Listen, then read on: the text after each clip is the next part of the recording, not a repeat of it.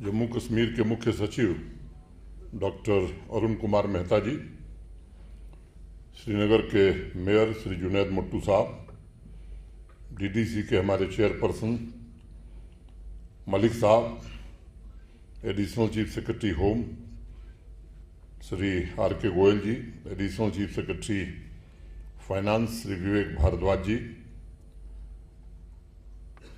हमारी IT secretary Prerna Puri ji, virtual माध्यम से जिनको अभी हम लोगों ने सुना श्रीमान सत्यनारायण जी, हमारे सलाहकार संजय गार्डन जी जिनको आपने अभी सुना है, जम्मू कश्मीर प्रशासन के सभी वरिष्ठ अधिकारीगण, आईटी डिपार्टमेंट के हमारे सभी अधिकारी, वर्चुअल माध्यम से जुड़े हुए सभी डीसी साहबान, देवियों, सज्जनों तथा मित्रों, सबसे पहले मैं आप सबको हृदय से बधाई देता हूं इस डिजिटल सप्ताह और डिस्ट्रिक्ट डिजी मेला। ये हमारी इनोवेशन, हमारी कल्पना शक्ति एवं बिना भेदभाव के जम्मू कश्मीर के हर नागरिक की सेवा के संकल्पों का उत्सव है, ऐसा मैं मानता हूं। तकनीकी बातें बहुत सारी की जा चुकी हैं, उस बात को दोहराना मुझे लगता है उचित नहीं होगा।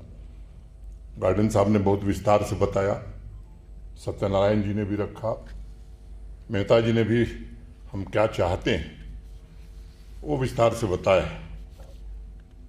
एक दो छोटे सुझाव। विजन 2047 जरूरी है, लेकिन मिशन 3 महीने का, 6 महीने का, 1 साल का, ये सबसे ज़्यादा जरूरी है। और मेरी अपेक्षा होगी संजय गार्डन साहब से, सेक्रेटरी आईटी से, कि विजन के साथ साथ मिशन ये भी हम साथ साथ बना लें। जैसा भी विजन बना लें, जैसा भी मिशन बना लें, जिनको इम्प्लीमेंट करना है अगर उनकी नीयत नहीं होगी तो कोई विजन, कोई मिशन जमीन पर उतरने वाला नहीं है। तो आप सबसे विनम्रतापूर्वक ये निवेदन है कि अगर पूरी टीम चाहेगी तो जरूर ये काम हम लोग कर पाएंगे और बहुत लंबा समय नहीं लगेगा। एक विशन टंडन हिंदी के एक व्यंग्यकार थे। सारिका नाम की एक हिंदी में मैगजीन चलती थी, आप लोग में उनसे कुछ लोगों ने पढ़ा होगा, बड़ी प्रचलित थी। एक लेख लिखा उन्होंने कि जनक का धनुष किसने तोड़ा। तो मैं बहुत संक्षेप में 2 मिनट में खत्म करूंगा। भारत सरकार बहुत चिंतित हुई कि आखिर देश का विकास कैसे होगा। तो सरकार ने एक आयोग बनाया, आयोग के एक अध्यक्ष और कुछ सदस्य बने। पहली बैठक हुई तो बैठक में यह तय हुआ कि गांव के किसी प्राइमरी स्कूल में चलते हैं, वहां कैसी पढ़ाई और इसको देखते हैं, फिर विकास की प्रक्रिया वहां से शुरू होगी। तो जो आयोग बना था, मैंने कमीशन, उसके चेयरमैन साहब सुदूर ग्रामीण इलाके में गए, प्राइमरी स्कूल पहुंचे, ठंड का मौसम था और जो हेडमास्टर साहब थे वो धूप का आनंद ले रहे थे चारपाई पर लेट करके। तो चेयरमैन साहब गए, उन्होंने कहा, साहब भारत सरकार ने यह आयोग बनाया है कि सबसे पहले प्राइमरी शिक्षा को हम ठीक करें, देश तभी विकसित हो सकता है। तो आपके यहाँ कैसा चल रहा है आपके स्कूल में? तो हेडमास्टर साहब ने कहा, साहब मेरे विद्यालय में पठन पाठन बहुत उच्च कोटि का है, अनुशासन भी बहुत अच्छा है, चलिए अपने स्कूल की जो सबसे ऊंची कक्षा है, मैंने क्लास 5th, उसमें ले चलते हैं। तो लेके गए। जो टीचर पढ़ा रहे थे वो सीता विवाह का प्रसंग पढ़ा रहे थे। तो जो कमीशन के चेयरमैन साहब थे वो पहुंचे और उन्होंने पूछा एक बच्चे से कि जनक का धनुष किसने तोड़ा? तो उस बच्चे ने कहा, मैंने नहीं तोड़ा। फिर दूसरे से पूछा, उसने भी यही जवाब दिया। बारी बारी से सबने यही जवाब दिया कि जनक का धनुष मैंने नहीं तोड़ा। फिर जो टीचर पढ़ा रहे थे उनसे पूछा तो उन्होंने कहा साहब मैं 13 साल से यहाँ अध्यापक हूँ, कोई जनक का धनुष इस विद्यालय में नहीं है, मुझे नहीं पता तोड़ा किसने। फिर वो हेडमास्टर साहब से पूछा गया तो कहे साहब मैं तो 20 साल से हूँ और 20 साल में कोई जनक का धनुष नहीं था यहाँ। लेकिन उन्होंने एक बात कही कि मेरे पूर्व के जो हेडमास्टर थे इसी गांव के रहने वाले हैं, मैं उनको बुलाता हूं, वो जरूर बता देंगे। तो वो आए, उनसे पूछा गया, कहे साहब मुझे रिटायर हुए तो बहुत दिन हो गया, लेकिन जब मैं था तब भी जनक का धनुष। तो चेयरमैन साहब को समझ में आ गया कि पठन पाठन और अनुशासन कैसा चल रहा है। वहां से वापस गए वो। अब हेडमास्टर साहब बड़े परेशान थे। यहाँ दूसरे तरह की व्यवस्था, डिस्ट्रिक्ट एजुकेशन अफसर, यूपी बिहार में सब डिविजनल इंस्पेक्टर होते थे, एसडीआई साहब, वो दौरा करते हैं। तो हेडमास्टर साहब ने एक नोट बनाया कि मेरे विद्यालय के जनक का धनुष खो गया है, इससे पठन पाठन में बच्चों को बड़ी असुविधा हो रही है, अविलंब मेरे विद्यालय के लिए एक जनक का धनुष उपलब्ध कराया जाए। अब वो एसडीआई साहब चूंकि घूमते ही रहते थे, महीने 1.5 महीने बाद आए, कागज पढ़ने की आदत नहीं थी, संस्तुति के साथ अग्रसारित, फॉरवर्डेड एंड रिकमेंडेड, कागज चला। फिर वो जिला केंद्र पर गया, घूमते घामते अंत में वो सचिवालय पहुंच गया। जो हमारे एजुकेशन सेक्रेटरी उस समय के थे, वो बेचारे एक बैठक से आए थे, प्रस्ताव लेकर के गए थे नए इंजीनियरिंग कॉलेज, मेडिकल कॉलेज खोलने का। फाइनेंस सेक्रेटरी ने मना कर दिया था, बहुत निराश होकर के लौटे थे। जब उनके हाथ में कागज लगा, कहा साहब ये तो बड़ा अच्छा मसाला आ गया है, अब अगली बैठक में इस प्रस्ताव को लेकर चलूंगा, देखता हूं कैसे फाइनेंस सेक्रेटरी भारद्वाज साहब इसको सैंक्शन नहीं करते। बड़ी तैयारी की, उन्होंने कहा कि कागज पहुंचे उसके पहले सारी तैयारियां पूरी कर ली जाए। तो होम सेक्रेटरी को चिट्ठी लिखा उन्होंने कि साहब ये चूंकि धनुष का मामला, इससे हिंसा फैल सकती है, इसलिए एक बैठक होनी चाहिए। तो डीजीपी साहब के साथ बैठक हुई। वहां से हर थाने को निर्देश दिया गया कि जिन विद्यालयों में जनक का धनुष है उसकी ठीक से देखभाल की जाए, हिंसा न भड़के, इसका मुकम्मल इंतजाम किया जाए। ये चलते चलते फिर वो अंतिम समय आया बैठक का, भारद्वाज साहब के पास वो लेके पहुंचे। भारद्वाज साहब ने कहा साहब बहुत अच्छा प्रस्ताव है, इस वित्तीय वर्ष में संभव नहीं, अगले वित्तीय वर्ष में विचार किया जाएगा। मुझे लगता है कि इस मानसिकता से हमें बाहर निकलने की जरूरत है। अभी रेवेन्यू की बात हो रही थी, मुझे याद है जिस दिन बिदुड़ी साहब, मेहता जी, हम, सालीन काबरा बैठे थे, तो उस दिन मैंने 2 बातें कही थी, आपको जरूर मैं सुनाना चाहता हूं। आपको, आप में से अधिकांश लोगों को शायद न मालूम हो कि अगर महाभारत के समय रेवेन्यू रिकॉर्ड ठीक रहा होता तो कौरव और पांडवों का युद्ध नहीं हुआ होता। वो 5 गांव जो पांडव चाहते थे उनका रिकॉर्ड भगवान कृष्ण भी नहीं बता सके। तो महाभारत के जड़ में अगर सबसे बड़ा कारण था वो रेवेन्यू रिकॉर्ड था। और एक उत्तर प्रदेश में हिंदी के बड़े साहित्यकार हुए, उन्होंने एक उपन्यास लिखा लंगड़। लंगड़ का मतलब एक पैर खराब था बेचारे का, और वो बेचारा अपना रेवेन्यू रिकॉर्ड लेने के लिए इतना दौड़ा कि लगा दूसरे पैर से भी लंगड़ हो जाएगा। तो ये बड़ा भारी काम जम्मू कश्मीर में ये हुआ है कि अब महाभारत नहीं होगा और दूसरे का पैर खराब नहीं हो, इस दिशा में हम काफी आगे बढ़ गए। मुझे लगता है कि बाकी डिपार्टमेंट में भी ये काम हम कर सकें और ईमानदारी से कर सकें, क्योंकि ऑनलाइन सर्विसेज कहना और वास्तव में लास्ट माइल कनेक्टिविटी देना, ये दोनों के बीच बड़ा फर्क है। मुझे लगता है कि हम खुद आत्मविश्लेषण करें कि हमने जो सर्विसेज ऑनलाइन की, मेहता जी भी बात कर रहे थे कि लोग जुड़े, लोग नहीं जुड़ रहे हैं, मतलब हमको विचार करने की जरूरत है क्यों नहीं जुड़ रहे हैं। और जो हमारे डीसी साहबान जुड़े हैं उनसे मेरी प्रार्थना है कि बीम्स के बारे में सामान्य आदमी को क्या मालूम, ये हमारे डीसी साहबान की जिम्मेदारी है कि एक अवेयरनेस कैंपेन अपने अपने जिले में चलावें। आईटी डिपार्टमेंट हमारा इसके लिए काम करे। एक अनपढ़ आदमी से हम कैसे अपेक्षा रख सकते हैं?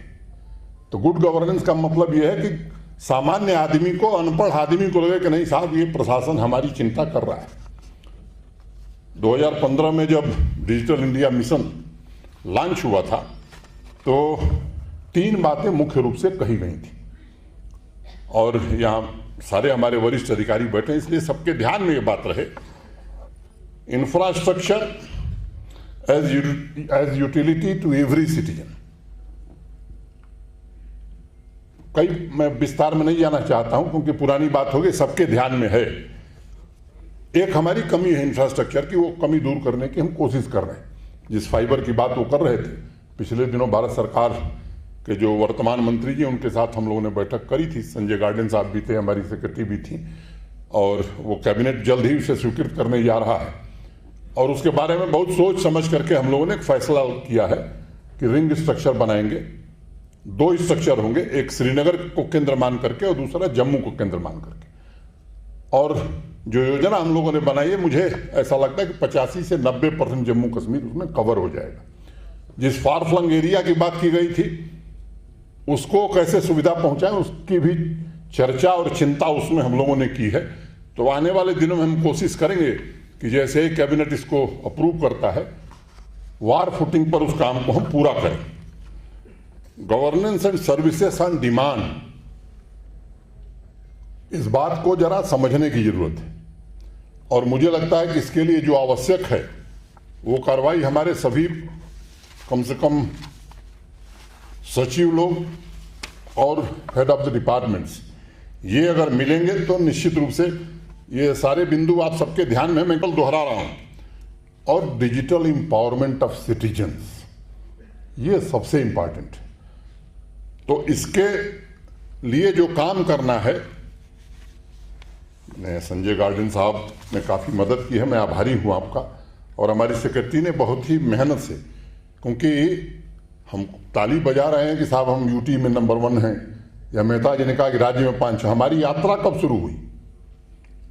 कुछ लोगों ने यात्रा बहुत पहले शुरू कर दी थी, और हमको तो याद है, मैं 7 अगस्त को आया था 2020 में, और 28 अक्टूबर की तारीख मुझे भूलती ही नहीं। मेरी आंख के सामने 200 से ज़्यादा ट्रक श्रीनगर से जम्मू की ओर चले थे। फाइलों का बड़ा भारी अंबार उसमें लगा हुआ था, और जब मई में हम लोग वापस आए तो ट्रक गायब हो गए थे। अब धीरे धीरे मैं समझता हूं कि कहां पहुंच गए। तो ये यात्रा वहां से शुरू हुई है, और मुझे लगता है कि चीफ सेक्रेटरी की विल, क्योंकि फाइनेंस ये देखते थे तो बीम और ये सब उस समय ही लागू हो गया था, और ढेर सारे हमारे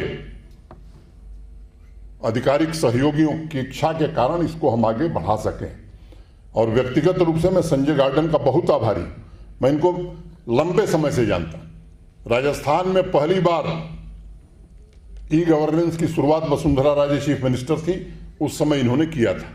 मैंने बड़ी रिक्वेस्ट की इनसे कि साहब हमारी मदद करिए। गुजरात सरकार के साथ ये काम कर रहे हैं, बहुत आनाकानी कर रहे थे, लेकिन हम लोग भी अपने स्वभाव के अनोखे ही हैं। लेकिन एक निवेदन मैं और करना चाहता हूं कि अब मुझे लगता है कि अब 1 सप्ताह है आपको 1 महीने में, आने वाले 6 महीनों तक जम्मू कश्मीर में देना है। ये मैं विशेष रूप से आपसे कहना चाहता हूं, कम से कम 1 सप्ताह, ताकि इन कामों को हम जल्दी से जल्दी विजन के साथ साथ मिशन मोड में आगे बढ़ा सकें। कुछ दिनों पहले जब कार्यक्रम के रूपरेखा के बारे में चर्चा हो रही थी मेहता जी से, तो विस्तार से इन बातों पर हमने चर्चा करके और कार्यक्रम बनाया है। सभी जिलों में इसकी तैयारी की गई है, और एरिया वाइज डिजिटल प्रोडक्ट्स के अवेयरनेस कैंपेन के बारे में भी काफ़ी हद तक तैयारियां की गई हैं। मैं मानता हूं कि ये संकल्प से सिद्धि का कार्यक्रम आज हमने शुरू किया है, और अगर आज संकल्प लिया है तो कितनी जल्दी हम सिद्धि तक पहुंच सकते हैं, ये लक्ष्य जिस दिन हम, मुझे लगता है कि प्राप्त कर लेंगे, तो यकीन मानिए फिर हमने ट्रांसपेरेंसी में बहुत बड़ी छलांग लगाई, बहुत बड़ी छलांग लगाई। ये मैं नहीं कह सकता कि कुछ लोग शिकायत करते हैं, उनका काम है। मुझे लगता है लोकतंत्र की सबसे बड़ी खूबसूरती यही है कि जो सबसे बड़ा पापी है वो कहता है कि मुझसे अच्छा आदमी कोई नहीं है, और हम लोग सुनते भी हैं और सुनना भी चाहिए। अब जो लक्ष्य कहा कि ह्यूमन इंटरफेस से कितना जल्दी हम मुक्त हो सकते हैं, मैं समझता हूं कि इस लक्ष्य को कितने दिन में हम प्राप्त कर सकते हैं, ये निश्चित रूप से हमारे लिए सबसे बड़ी उपलब्धि होगी। और 2 सालों में हमारी रफ्तार बहुत ही अच्छी रही है। बाकी प्रांतों से हम इसलिए नहीं तुलना कर सकते क्योंकि उन्होंने ये काम बहुत पहले शुरू किया था। तो 2 सालों में जिस रफ्तार से हम चले हैं, उस रफ्तार को अगर हम मेंटेन करेंगे तो मुझे इसमें कोई संदेह नहीं कि अगली बार केवल यूटी नहीं, देश में नंबर 1 जम्मू कश्मीर बना सकते हैं हम। ये क्षमता हमारे अंदर है और आप ही लोगों ने बनाया, उसमें और किसी का कोई योगदान नहीं। और कई लोग अचंभित भी हैं, खासतौर से दिल्ली में बैठे हुए लोग, कि प्रतिकूल भौगोलिक परिस्थितियां हैं, इतना देर से शुरू किया लेकिन फिर भी यहां तक पहुंच गए हैं। 1 जनवरी से 23 जुलाई 2022 के ट्रांजैक्शंस के आंकड़े में देख रहा हूं, ये बड़े चौंकाने वाले हैं। 22 करोड़ 48 लाख से ज्यादा सर्विसेज का ई ट्रांजैक्शन जम्मू कश्मीर ने लगभग 7 महीने में रजिस्टर किया है। और अगर इसकी तुलना मैं विकसित राज्यों से करूं तो उससे बेहतर स्थिति हमारी है। सिर्फ जम्मू कश्मीर बैंक से पिछले महीने नंबर ऑफ डिजिटल ट्रांजैक्शन ने 22 लाख के आंकड़े को पार किया है। अब यही हो रहा है तो जम्मू कश्मीर बैंक में हो रहा है तो हमारे यहां क्यों नहीं हो सकता है, ये हमको सोचने की जरूरत है। मार्च 2022 के सर्वे के मुताबिक इंटरनेट पेनेट्रेशन में जम्मू कश्मीर, ये जरा ध्यान से सुनिए, दिल्ली और केरल के बाद 52% स्कोर हमने अर्जित किया है। और 3 राज्यों के जो प्रमुख ग्रुप हैं उसमें जम्मू कश्मीर शामिल हुआ है। ये हमारी 2 साल की उपलब्धियां हैं। मैं पहले इसलिए अच्छी बात नहीं कर रहा था कि ज्यादा हम लोग उत्साह में आ जाएंगे तो दिक्कत होगी। तो उपलब्धियां हमारी बहुत ही सराहनीय हैं। रिलीज की गई नेशनल फैमिली हेल्थ सर्वे की रिपोर्ट के मुताबिक जम्मू कश्मीर में 43.3% विमेन इंटरनेट यूजर्स हैं। और ये आंकड़ा आंध्र प्रदेश, महाराष्ट्र और गार्डन्स ऑफ गुजरात और कर्नाटक जैसे विकसित राज्यों से बेहतर है, ये मैं जरूर कहना चाहता हूं। 72% मेल इंटरनेट यूजर्स हैं। ये आंकड़ा भी अनेक विकसित राज्यों से काफी बेहतर है। ई गवर्नेंस की चर्चा हो गई है, अब मैं वो सब दोहराऊं कि बीम्स, एम्पावरमेंट, आपकी जमीन आपकी निगरानी, आपका मोबाइल, हमारा दफ्तर, ई उन्नत, ये सब आप सुन चुके हैं। उसके चक्कर में मैं नहीं पढ़ना चाहता हूं। 1 नेशन 1 राशन कार्ड का लाभ हम सब प्राप्त कर चुके हैं। ई लाइब्रेरी, मैंने ये किताब की दिशा में हम आगे बढ़ चुके हैं। अब मुझे लगता है कि नागरिकों के फीडबैक के बारे में बताया गया, तो जहां अच्छे फीडबैक 85% आ रहे हैं, वहां ऐसे भी फीडबैक आ रहे हैं जो हमारी कमजोरी है। मुझे लगता है उसको, कल मुझे एक नौजवान बच्चे ने फोन किया, कहीं से मैसेज किया, शिवा नाम है उसका, जम्मू में रहता है, रहने वाला वो उधमपुर का है। अब वो डोमिसाइल के लिए कई दिन से परेशान था, कहीं से उसने मुझे मैसेज ठूंक दिया। मुझे लगता है कि ये जो 85% सेटिस्फाइड, 15%, इस गैप को जल्दी से जल्दी, जो लीकेज है, लूप होल है, उसमें हम सब लोग मिल करके अगर चाहेंगे तो इसे भी हम भर सकते हैं। और मुझे लगता है कि ये काम जिस दिन हम कर लेंगे, क्योंकि नागरिकों का फीडबैक बहुत अच्छा है, लेकिन जो कमी है उसको भी हम जाने और उसको कैसे दूर कर सकते हैं, ये हमारी सबसे बड़ी जरूरत है। जब प्रधानमंत्री जी ने मिशन लॉन्च किया था तो लास्ट माइल कनेक्टिविटी का ही संदेश उन्होंने दिया था। किसी जमाने में कंप्यूटर अमीरी का प्रतीक माना जाता था।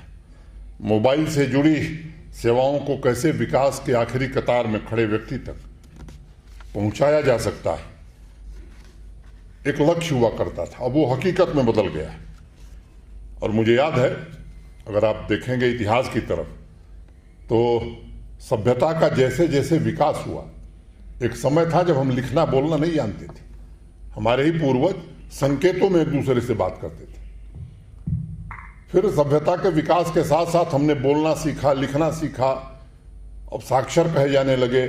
अब आज का साक्षर वही है जो ई गवर्नेंस की सुविधा दे सकता है और ले सकता है। जो डिजिटली एम्पावर है वही साक्षर है। आज की परिभाषा बदल गई है। तो मुझे लगता है कि इस दिशा में हम आगे बढ़ें और साइबर हाइजीन की चिंता प्रेरणा पुरी जी को विशेष रूप से करनी होगी, क्योंकि आजकल अनेक मालवेयर फोन, लैपटॉप को इन्फेक्ट कर रहे हैं। बहुत से नागरिक फिशिंग के शिकार हो रहे हैं। ये डिजी दोस्त जो हम बना रहे हैं, मैं समझता हूं कि इस डिजिटल यात्रा में क्रांतिकारी बदलाव के सबसे बड़े वाहक वो हों। वॉलंटियर्स का जो रिक्रूटमेंट है, मुझे लगता है कि आईटी डिपार्टमेंट उनको इस तरह से ट्रेन करे, खासतौर से ग्रामीण इलाकों के हमारे जो साथी हैं, हमारे जो निवासी हैं, उनको ये सब सुविधाएं हम दे सकें। और भाषणी प्लेटफार्म के जरिए अनेक ऐसे प्लेटफार्म हैं, मुझे लगता है सबको हमको इंटीग्रेट करने की ज़रूरत है, लोगों तक उसके लाभ पहुंच सकें। अंत में मैं प्रेरणा पुरी को, उनकी पूरी टीम को हृदय से बधाई देना चाहता हूं कि इन्होंने बहुत ही मेहनत करके, और प्रधानमंत्री जी ने 4 जुलाई को लॉन्च किया, आज हम लोग 25 जुलाई को यहाँ हैं। ये पूरा सप्ताह सभी डीसी साहबान से मेरा विशेष रूप से निवेदन है कि इस पूरे सप्ताह में प्राथमिकता दीजिए। जिन बातों को आपने सुना है उसे कैसे जमीन पर हम उतार सकते हैं, आखिरी व्यक्ति तक इसके लाभ कैसे पहुंचा सकते हैं, इस दिशा में हम सब मिलकर के काम करें। मैं समझता हूं कि निश्चित रूप से जो अपेक्षा, और ये यकीन मानिए कि यहाँ का युवा, यहाँ का किसान, यहाँ की बहनें, ये सब इसी से लाभान्वित होने वाले हैं। और ठीक कहा मेहता जी ने कि सैकड़ों करोड़ की बचत हम कर सकते हैं। जो रोज रोना रोते हैं साहब, ये ऐसे काम है जिसमें पैसा लगना ही नहीं है, बिना पैसे के ज़्यादा लाभ हम दे सकते हैं। मुझे पूरा विश्वास है कि जिस सहजता से हमने ई ऑफिस से लेकर ई सर्विसेज के क्षेत्र में प्रगति की है, वही गति भविष्य में जारी रहेगी और निश्चित रूप से हम देश में अपनी एक विशिष्ट पहचान बना सकेंगे। बहुत बहुत धन्यवाद। नमस्कार। जय भारत।